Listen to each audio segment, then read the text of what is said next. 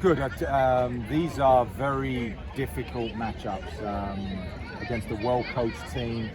So, and we knew that we would be challenged in some different ways tonight, and that was it. So I thought we really stood up physically to the challenge, and then I managed to play and create some chances and didn't get frustrated. That second goal was an important goal.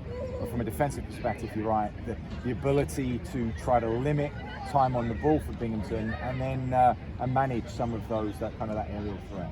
And offensively, it was the complete opposite. Really having possession of the ball pretty much the entire game, and then getting those 3 finishing opportunities. What was your offense like today? I guess how was it so dominant? What made it so able to control the game throughout the way? Binghamton set up to make life difficult for us, and they did that for stretches too. They really flooded the midfield. So it was about our ball movement and trying to create some chances. We managed to do that, but it still took a couple of restarts to kind of break it down. In these games, it's having the patience, but also the urgency. And I thought we did a decent job of managing that today. And, look, goals change matches. So that first goal, first half, we were struggling to create too much.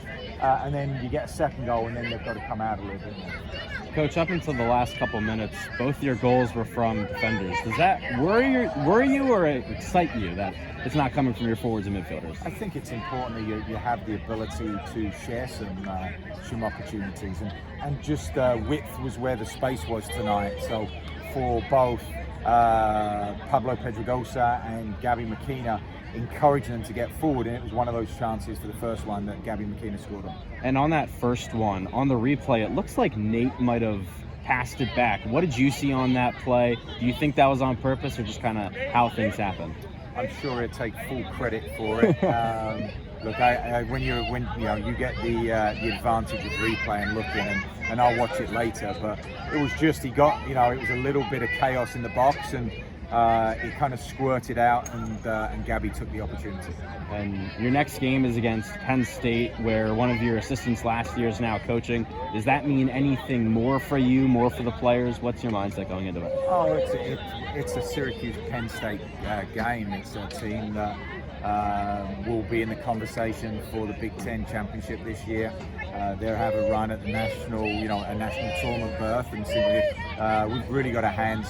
And that's a big part of me being proud of this Monday night game, of taking care of business here and not looking ahead to, Binghamton's is a terrific team, and Coach Marco's been around for a long time. He's got a good squad that's going to make life difficult for teams this year. So to ensure that we took care of business tonight was very important. How big was Josh Blues tonight? Even obviously 6'5". It felt like he was just putting out any fire, like anything today. Looked at any sort of danger. He was just. I thought, look, we've got some wonderful players to be able to rotate. Like Olu didn't get on tonight, just because I thought Pablo was outstanding, and I thought that defense, McIntyre, Pablo, Gavin Wigg, I thought was awesome. You're right, Balous was there, and for us, it was important for us to get Brewster some minutes tonight, to get another 45 minutes. You can't replicate these kinds of minutes in training, so for him to play was very important. Just how important is having that depth for you guys? Having the ability to make so many changes throughout the game, but keeping that same flow. So, look, I think that could be the biggest compliment if you get that from another coach, is when you make changes and it doesn't drop. And there's some guys tonight who didn't play a lot, but look, there's challenges, right? Because I've now got to have a conversation with Olu and say, I love you, man. Get yourself ready for Penn State at the weekend. You go with the matchups, and this was, we needed a couple of guys who could head and volley today, and then create some overload opportunities. The same with players like Saski. Felipe D'Agostini was terrific, and that's a fun challenge to have, is to be able, with depth comes that balance, and trying to pick the right player on the right night. How did you deal with those long throws? Is that something you knew coming in that they were going to attempt? We need to make the field bigger. I think it's his last year of college eligibility, so he's terrific. He doesn't just have a long throw. He's a leader on their team, but yeah, we should have probably put a big rope around the field to try to limit him. but we knew it's coming, and you can't stress about it. You prepare your team. You know it's coming. You try to limit the opportunities as much as you can.